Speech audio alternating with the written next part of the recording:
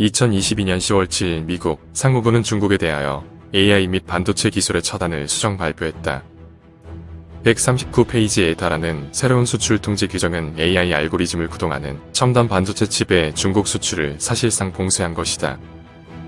그 이유는 중국에서 사용되는 고성능 칩의 95% 이상은 미국 반도체 회사에서 설계하기 때문이었고, 이로 인해 중국은 완전히 반도체 제조에서 사실상 불구가 된 셈이다. 또한 현재까지 중국은 AI 분야 초강대국으로서의 지위를 얻으려 노력했으나 이마저도 불투명한 미래로 중국이 위험에 처하게 된 것이다.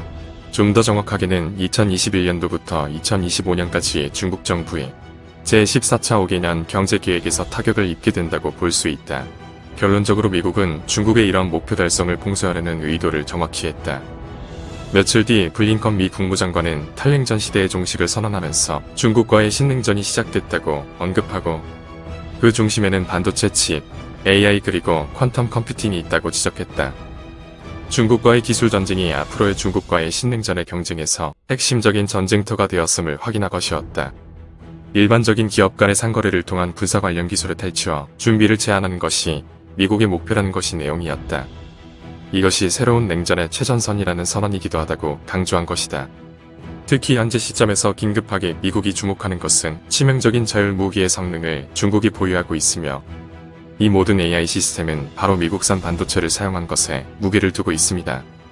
여기까지의 내용은 작년에 미국이 강화한 대중국 견제와 이를 통해 중국의 현재 AI 기술 강국에서 앞으로의 미래가 불투명해졌다고 설명하고 있습니다. 특히 신냉전에서는 미국은 앞으로 중국과 AI 퀀텀 컴퓨팅 반도체 칩 분야를 봉쇄하여 중국의 첨단 무기에 제공이 되지 않도록 하겠다는 것이 핵심인데요. 여기서 말한 미국이 주목하는 점, 그러니까 치명적인 자율무기라는 것이 무엇일까요? 그것은 중국이 중동에 제공하고 있다는 블로피쉬 A3 공격 드론을 지적하는 것입니다.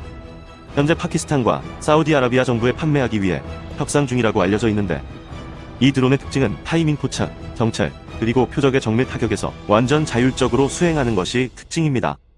특히 이러한 중국의 AI 기반 군사용 반도체 칩은 미국에서 설계하고 대만과 한국의 제조 반도체 제조 기업에서 생산한 것이 사용되고 있다는 것이 문제라는 것입니다. 계속해서 싱크탱크의 내용을 읽어보도록 하겠습니다. 중국이 AI 칩을 군사 기술에 적용하는 것을 완전히 차단하려면 미국산 칩 판매를 차단할 뿐만 아니라 중국이 직접 칩을 만들거나 미국이 아닌 다른 나라를 통한 구매도 막아야 한다. 이를 위해 바이든 정부는 다른 나라를 통한 대체 경로를 차단하기 위해서 주요 국가의 관문 자체도 차단하려고 노력하고 있다. 특히 미국은 대체할 수 없는 영역인 칩 설계, 소프트웨어, 제조 장비 및 장비 부품 영역에서 차단을 하고 있다. 가장 진보된 중국 칩 제조 시설이라도 그 이상 새로운 첨단 미국 장비를 받는 것이 법적으로 허용되지 않는다. 이미 구매한 고급 제조 장비에 대해서도 중국 기업은 더 이상 소프트웨어 업데이트, 예비 부품 또는 미국 기업이나 개인의 도움을 받을 수 없다.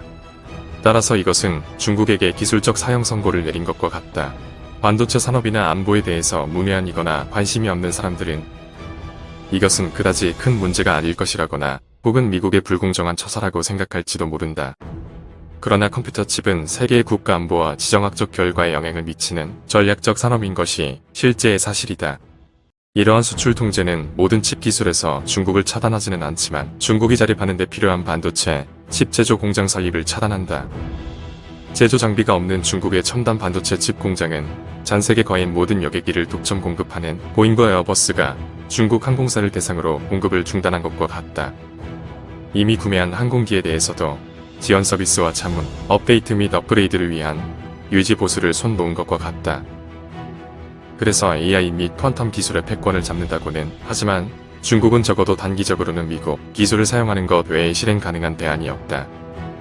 어플라이드 마테리얼즈, 램 리서치 및 KLA와 같은 미국의 주요 기술 공급 업체를 차단한 것은 반도체, 나아가 AI와 퀀텀 기술에서 중국을 작정하고 목졸라 죽이려는 초크 포인트, 즉 관문인 것이다. 반도체 산업에는 독점 제조 기술을 제공하는 회사들이 많다. 네덜란드의 아즘, 그리고 어플라이드 마테리얼즈와 같은 회사는 항공 제조업에서 보잉이나 에어버스의 독점적 지위와 같다. 문제의 핵심은 미국 기술은 단기 그리고 중기적으로는 대체할 수 없기 때문에 중국에게 즉각적인 재앙이 될 것은 확실하다. 그러나 중국이 미국의 핵심 기술에 대한 대안을 개발하기 위해 미국이 아닌 다른 나라의 독점 기술을 우회 방식을 통해 비밀리에 확보한다면 결국 이러한 미국의 봉쇄 정책은 실패할 것이다. 그래서 반도체 칩 분야에서 중국을 압박하는 것은 미국을 포함 모든 나라의 협조가 필수적일 수밖에 없는 이유인 것이다. 거기에 전 세계의 미래, 즉 AI와 퀀텀 컴퓨팅의 주도권 확보도 달려있기 때문이다.